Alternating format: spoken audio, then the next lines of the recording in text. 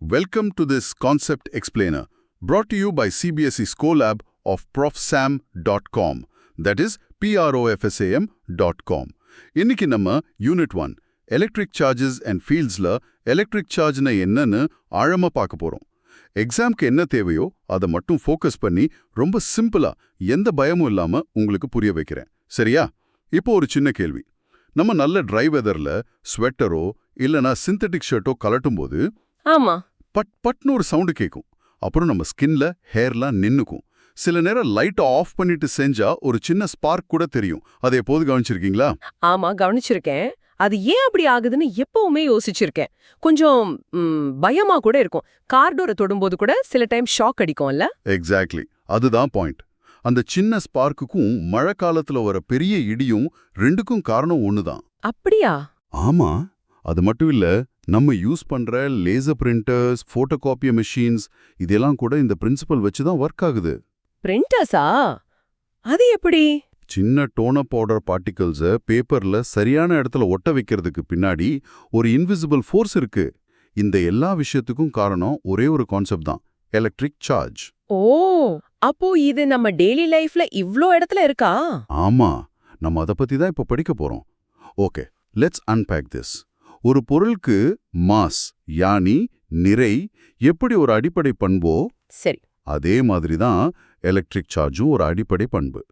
ஒரு ஆப்ஜெக்டோட மாஸ் அதை மேல தூக்கி போட்டா கிராவிட்டினால எப்படி கீழே விழணும்னு முடிவு பண்ணும். ஆமா, அது தெரியும். அதே மாதிரி ஒரு ஆப்ஜெக்டோட சார்ஜ் அது பக்கத்துல இன்னொரு சார்ஜா கொண்டு வந்தா எப்படி ரியாக்ட் ஆகணும்னு முடிவு பண்ணும். அட்ராக்ட் பண்ணணுமா இல்ல ரிப்பல் பண்ணணுமான்னு சொல்லும். இன்னும் சிம்பிளா சொல்லணுமா, சார்ஜ ஒரு பர்சனாலிட்டி மாதிரி நினைச்சுக்கோங்க. பர்சனாலிட்டி?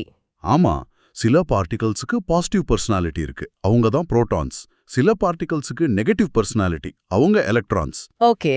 சில பேருக்கு எந்த பர்சனாலிட்டியும் இல்ல, அவங்க ரொம்ப நியூட்ரலா இருப்பாங்க, அவங்க தான் நியூட்ரான்ஸ். பிசிக்ஸ்ல ஆப்போசிட்ஸ் அட்ராக்ட்ங்கிற ரூல் ரொம்ப ஸ்ட்ராங். ஒரு பாசிட்டிவ் பர்சனாலிட்டியும் ஒரு நெகட்டிவ் பர்சனாலிட்டியும் எப்பவுமே அட்ராக்ட் ஆகும். சரி. ஆனா ஒரே மாதிரி பர்சனாலிட்டி ரெண்டு பாசிட்டிவோ இல்ல ரெண்டு நெகட்டிவோ ஒன்னு வெறுக்கும், தள்ளி போகும், ரிப்பல் பண்ணும். இந்த பர்சனாலிட்டி தான் சார்ஜ். இந்த பர்சனாலிட்டி அனாலஜி நல்லா இருக்கு. அப்போ நியூட்ரல்னா அவங்கள யாரும் அட்ராக்ட் பண்றது இல்லையா? கரெக்ட். அவங்க எந்த வம்பு தும்புக்கும் போறதில்ல. ஆனா இங்க ஒரு முக்கியமான விஷயம் இருக்கு. ஒரு பொருள் நியூட்ரல் இல்லனா அன்சார்ஜ்டா இருக்குன்னா அதுல பாசிட்டிவும் நெகட்டிவும் இல்லன்னு அர்த்தமா? இல்ல, அதுதான் காமன் மிஸ்டேக். அதோட அர்த்தம் எவ்ளோ பாசிட்டிவ் பர்சனாலிட்டி இருக்கோ அதே அளவுக்கு நெகட்டிவ் பர்சனாலிட்டியும் இருக்கு. ரெண்டும் ஒன்னு கேன்சல் பண்ணி நெட் எஃபெக்ட் ஜீரோவா இருக்கும். ஓ, சோ அது ஒரு இன்விசிபிள் எலக்ட்ரிக்கல் பேட்ஜ் மாதிரி இமேஜின் பண்ணிக்கோங்க. எலக்ட்ரான் மேல ஒரு நெகட்டிவ் பேட்ஜ், புரோட்டான் மேல ஒரு பாசிட்டிவ் பேட்ஜ் இருக்கு.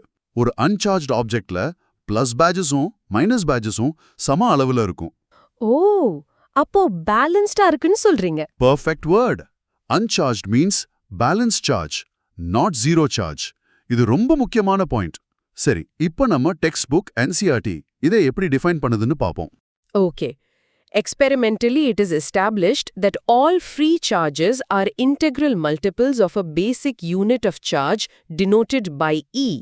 Thus, charge Q on a body is always given by Q equal to NE, where N is any integer, positive or negative. This basic unit of charge is the charge that an electron or proton carries. இதுல integral multiples of a basic unit ஆஃப் சார்ஜ்னு சொல்றாங்களே, அப்படின்னா என்ன? அப்புறம் அந்த formula Q equal to NE கொஞ்சம் ஆழமா எக்ஸ்பிளைன் பண்ண முடியுமா? கண்டிப்பா, இதுதான் இந்த டாபிக்கோடைய heart. Here's where it gets really interesting. இப்போ நம்ம ஸ்டெப் பை ஸ்டெப்பா போய் அந்த என்சிஆர்டி டெஃபினிஷனை உடைச்சு பார்ப்போம். சரி. ஸ்டெப் 1, நம்ம ஸ்வெட்டரை கலட்டும் போது ஸ்பார்க் வருது. ஸ்கேல தலையில தேய்ச்சிட்டு பேப்பர் கிட்ட கொண்டு போனா அது அட்ராக்ட் ஆகுது. இதுக்கு காரணம் ஒரு இன்விசிபிள் ப்ராப்பர்ட்டி. அந்த ப்ராப்பர்ட்டிக்கு நம்ம வச்ச பேர் தான் சார்ஜ். ஓகே, ஃபர்ஸ்ட் பாயிண்ட் புரிஞ்சுது. ஸ்டெப் 2, நம்ம ரெண்டு ஸ்கேல தேய்ச்சிட்டு ஒன்னு பக்கத்துல ஒன்னு கொண்டு போனா அது ஒன்னு தள்ளுது, ரிப்பல் பண்ணுது. ஆனா ஸ்கேல பேப்பர் கிட்ட கொண்டு போனா அது அட்ராக்ட் ஆகுது. ஆமா. அப்போ சார்ஜ்ல ரெண்டு விதமான பிஹேவியர் இருக்கு, அட்ராக்ஷன் அண்ட் ரிப்பல்ஷன். இதனால சார்ஜுக்கு ரெண்டு டைப் இருக்கணும்னு முடிவு பண்ணி ஒன்னுக்கு பாசிட்டிவ் இன்னொன்னுக்கு நெகட்டிவ்னு பேர் வச்சாங்க. சரி. ஸ்டெப் 3, இன்னும் டீப்பா அட்டாமிக் லெவல்ல போய் பார்த்தா இந்த சார்ஜை கேரி பண்றது யாருன்னு தெரிஞ்சிடுச்சு. புரோட்டான்ஸ் தான் பாசிட்டிவ் சார்ஜை கேரி பண்ணுது, எலக்ட்ரான்ஸ் தான் நெகட்டிவ் சார்ஜை கேரி பண்ணுது. ஓகே. சோ ஒரு ஆப்ஜெக்டோட நெட் சார்ஜ் அதுல எவ்ளோ எக்ஸ்ட்ரா எலக்ட்ரான்ஸ் இருக்கு இல்லனா எவ்ளோ எலக்ட்ரான்ஸ் கம்மியா இருக்குன்னு பொறுத்து தான் இருக்கும். புரோட்டான்ஸ் எப்பவுமே நியூக்ளியஸ்குள்ள லாக் ஆகி இருக்கும், அதை ஈஸியா அனுப்ப முடியாது. எலக்ட்ரான்ஸ் மட்டும்தான் ஒரு ஆப்ஜெக்ட்ல இருந்து இன்னொன்றுக்கு தாவி போகும். ஓஹோ, புரோட்டான்ஸ் மூவ் ஆகாது, எலக்ட்ரான்ஸ் மட்டும்தான். கரெக்ட். ஸ்டெப் 4 அண்ட் இதுதான் அந்த என்சிஆர்டி லைனோட அர்த்தம்.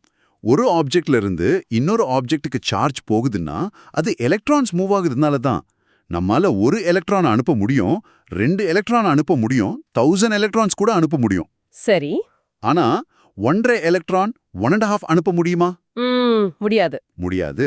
எலக்ட்ரானை உடைச்சு பாதியா அனுப்ப முடியாது. சோ சார்ஜ் எப்பவுமே ஒரு பாக்கெட்டா தான் டிரான்ஸ்ஃபர் ஆகும். அந்த ஒரு சின்ன பாக்கெட் தான் E, யானி சார்ஜ் ஆஃப் 1 எலக்ட்ரான். ஓஹோ. இந்த பாக்கெட் நேச்சருக்கு பேர் தான் குவான்டைசேஷன் ஆஃப் சார்ஜ். அதனால தான் டோட்டல் சார்ஜ் Q எப்பவுமே அந்த பேசிக் யூனிட் Eயோட n டைம்ஸ் தான் இருக்கும். where n is an integer. அதுதான் Q equals to NE. புரியுதா? சூப்பரா புரியுது. ஒரு ஷாப்ல போய் 1-2 பிஸ்கட் வாங்கலாம், ஆனா பாதி பிஸ்கட் கேட்டா தரமாட்டாங்க. அது மாதிரி தான் இதுவும். Exactly. Perfect analogy. Hope everything is clear so far. This concept explainer is from profsam.com. That is profsam.com. சரி, இப்போ ஒரு சின்ன practical example பார்ப்போம். ஒரு ஆப்ஜெக்ட்ல 10 புரோட்டான்ஸ் and 12 எலக்ட்ரான்ஸ் இருக்குன்னு வச்சுப்போம். அதோட நெட் சார்ஜ் என்ன? ரொம்ப simple. Okay. Charge from 10 protons என்ன? 10 protons, positive personality, so plus 10e. Perfect. அப்போ charge from 12 electrons? Minus 12e. Exactly. So net charge Q is equal to plus 10e plus minus 12e. அது எவ்வளோ? Minus 2e. அவ்வளோதான். minus 2eன்றதுல அந்த minus sign என்ன சொல்லுது? அந்த object நெகட்டிவா charge ஆயிருக்குன்னு சொல்லுது. கரெக்ட். அந்த 2eன்றது அதுல 2 எலக்ட்ரான் எக்ஸ்ட்ரா இருக்குன்னு சொல்லுது. சூப்பர். இவ்வளவுதான்.